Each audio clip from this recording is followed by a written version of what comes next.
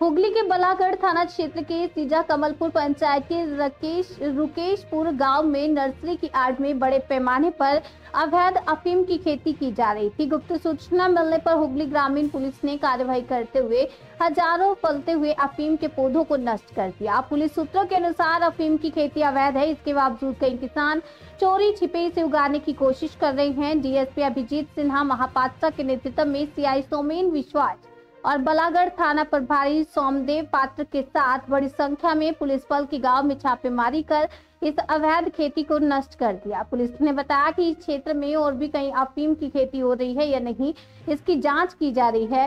अवैध खेती करने वालों की पहचान कर उनके खिलाफ नारकोटिक्स एक्ट के तहत सख्त कार्रवाई की जाएगी। स्थानीय सीजा कमलपुर पंचायत के प्रधान अरिजीत दास ने कहा कि उन्हें इस अवैध खेती की जानकारी नहीं थी।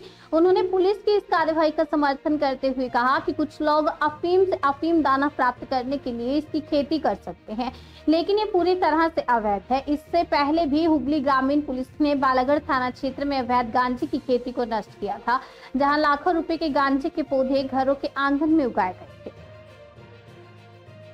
কিভাবে খবর পেলেন এখানে?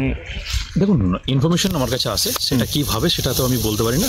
এখন আমরা আপনাদের দেখাচ্ছি এখানে পোস্ত চাষ করেছে, কোন জায়গা আছে কনফার্ম করেছি যে আলটিমেটলি মানে এখানে যেটা আছে ইলিগালি আছে এবং এটা থেকে আফিম তৈরি হতে পারে।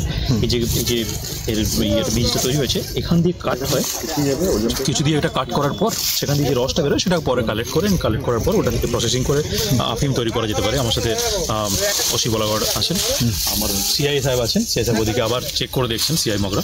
কতটা জায়গা দূরে হচ্ছিল এটা? দেখুন, আমরা এই শুরু করেছি, আমরা দেখছি এখানে বেশ কিছু জায়গাতে পোস্ত চাষ আছে, প্লাস সামনে আছে, আবার পেছনের দিকে কোথাও কিছু আছে কিনা আমরা সেটা ভেরিফাই যিনি করেছেন ব্যবস্থা না হবে। আমরা আমাদের যা প্রসেস আছে সেই প্রসেস অনুযায়ী এগোবো ডেফিনেটলি। Thank you.